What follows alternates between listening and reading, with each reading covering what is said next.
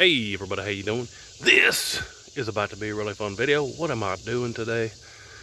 I'm up here in the woods and hopefully going to make my final solution to my water source for mainly the whitetails, but all the other critters out here in the woods, the turkeys, and I got bugs all around me today.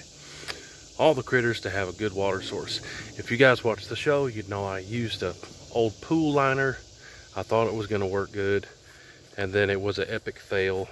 I tried to seal it with some spray Flex Seal, epic fail. Went ahead and bit the bullet and bought this tub right here. This is not going to leak, at least not for many years. Let me flip the camera around and show you this thing a little bit. Then we're going to get to filling it with a bunch of water.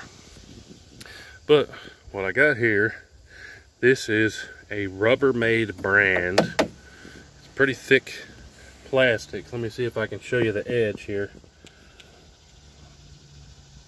I don't know exactly how thick it is, but it's a Rubbermaid brand. It says Rubbermaid Agricultural Products, and this is a 100-gallon tub. This is the SKU right here, Rubbermaid. Wait, this is a 50-gallon? I thought I was getting a 100-gallon. Well, maybe that's why I thought the price was so good. Man, I thought for sure that said 100-gallon. Well, whatever. This is a 50-gallon one, and I got all these water jugs. This is 35, 40 gallons worth of water. So I'm gonna have to go back to town, fill this up, so we can fill this up to the brim. But Tractor Supply, this is the SKU I got. Like I said, I thought for sure that was 100-gallon. But I'm gonna go over here to the spot, and all we're trying to do, guys, is make this piece of land the spot that the critters want to come to. You guys been watching the show. We've been doing food plots, putting in a lot of time, a lot of work to make this the spot where all our deers want to come hang out. This is another piece of that puzzle, but I'm gonna get this, haul it up there. I know somebody's gonna say, oh, well, why don't you just take a big water tank? Well, because it's up in the thick woods where we're going, and I don't have any sort of vehicle, four-wheeler, side-by-side, none of that, that we could take a water tank up in there. It's a skinny path. My truck won't fit through there.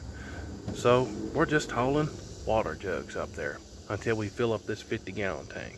But $100, like I said, thought it was a 100-gallon one, and that's why I was excited not being that expensive. But I kind of find out I got a 50-gallon, but it's still gonna work. But yeah, the next biggest one was super expensive, so that's why I got this one. Anyways, I'm gonna haul this up there, and we're gonna get to hauling some water. First, I'm probably gonna dig it. I'll just show you. Let's haul this up in the woods. So here's my old pool liner, failed attempt at a pond. This is what we're putting in there. This looks a little bit smaller, but I'm just gonna move that liner, put that down in there, take that to the dump, put some dirt and stuff around this and the rocks, and then we're gonna fill it up with water. Let me get this pool out of the way. All right, so now got the pool liner out. I think I'm gonna dig that a little bit deeper, and then we're gonna put that down in there, and we're gonna have us a nice little watering hole for the whitetails. I got some helpers out here today. All right, pool's out, tub is in. Definitely is smaller than what the pool area was, but got it almost level with this hill here. I've got rocks kind of securing it all in there, and then on the back a bunch of rocks, and it's up against this blowdown, so shouldn't be moving anywhere. I'm gonna get a few more rocks and then fill around the edges with some dirt, make it even that more solid. Then we're gonna start dumping a bunch of water in there, see what we think about it.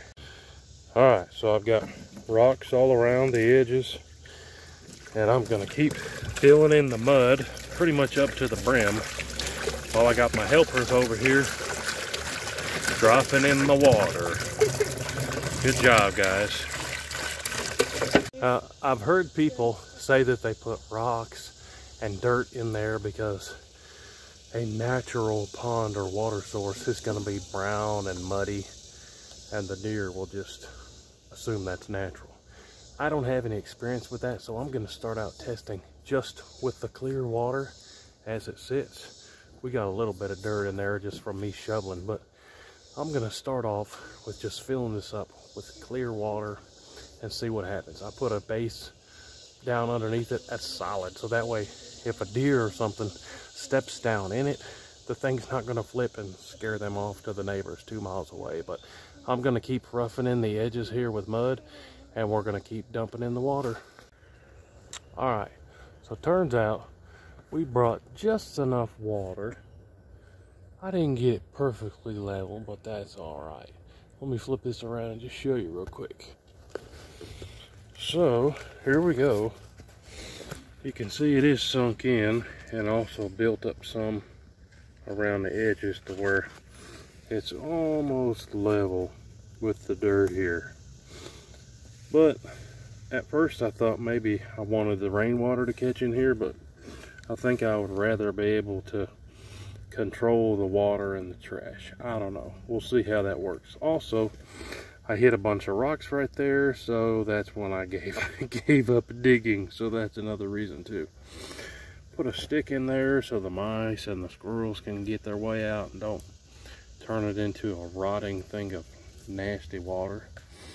Last thing I did here was put up a cell phone trail camera. This is my favorite ones I've ever used. They're the Camo JoJo brand. Got them off Amazon. Cellular cameras. I've had these out here.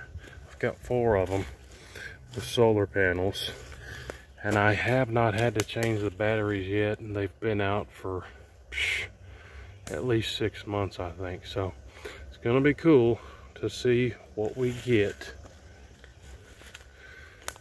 Videos and pictures. Coming over here to take a drink.